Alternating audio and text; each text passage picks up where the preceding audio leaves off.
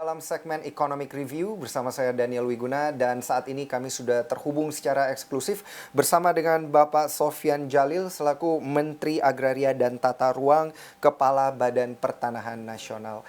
Halo, apa kabar Pak Sofyan? Kabar sehat selalu Pak? Baik, alhamdulillah sehat-sehat selalu. Baik, Pak Sofyan, ini kan kalau kita perhatikan di sepanjang 2021 ini modus praktik mafia tanah di Indonesia ini kan seakan-akan nggak ada habisnya ya Pak. Segala ruang ini nampaknya bisa dimanfaatkan untuk membajak hak tanah seseorang. Oleh karena itu, upaya pemberantasan mafia tanah dan legalitas tanah dengan pemberian sertifikat tentu ini menjadi salah satu fokus utama pemerintahan Pak Joko Widodo khususnya Kementerian ATR BPN. Nah, pertanyaan saya yang pertama untuk Pak Menteri adalah apa sih sebenarnya ini Pak yang menyebabkan kasus mafia tanah ini nggak ada habis-habisnya begitu Pak, bahkan sampai di 2021? Gini, yang pertama Anda harus melihat dalam gambar besar ya. Di Indonesia kita perkirakan semua tanah paling sedikit 126 juta bidang. Paling sedikit. Bisa lebih, ya kan? Nah, sampai sekarang yang sudah terdaftar baru sekitar 87 juta bidang. Ya.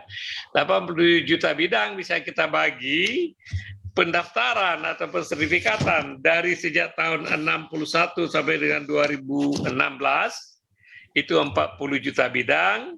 Kemudian 2017 sampai dengan hari ini itu 38 juta bidang lagi ya.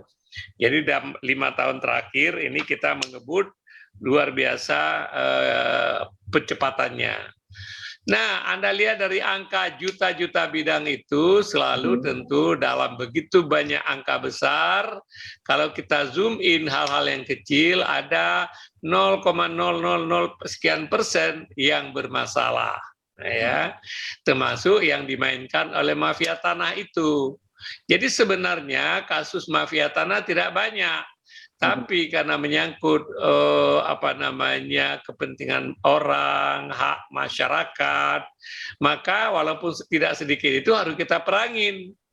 Kemudian yang kedua, kebetulan kasus mafia tanah ini terkena orang-orang terkenal. Justru dengan terkena orang terkenal ini, bagi saya senang itu, blessing in disguise.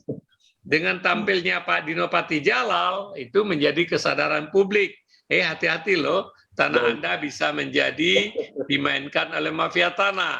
Kemarin juga tampilnya artis kita, ya, artis yang terakhir ini Nirina Subir ya Pak ya? Ya, Nirina. Itu juga menyadarkan orang tentang bahwa mafia tanah masih ada. Faktanya memang mafia tanah itu ada. Mereka tidak banyak, yang banyak temannya.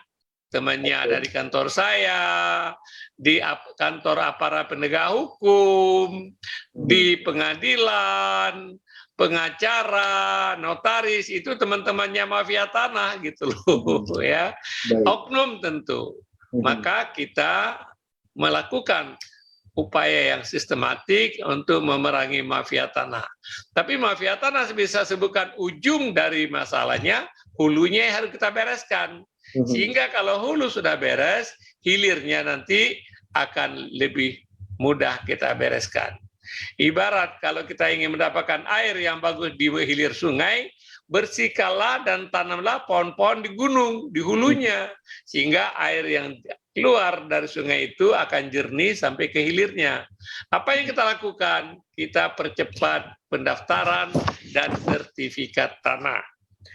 Alhamdulillah, sejak saya dipindahkan kemari kita mencapai target sertifikat ya target pencapaian pendaftaran tanah sistematik lengkap namanya. Tahun 2017 5,4 juta, 2018 9,3 juta, 2019 11,2 juta, di 2020 turun menjadi 7,1 juta karena COVID. Tapi tahun ini kita naik kembali, kita berhasil mendaftarkan tahun ini sampai hari ini 10,3 juta.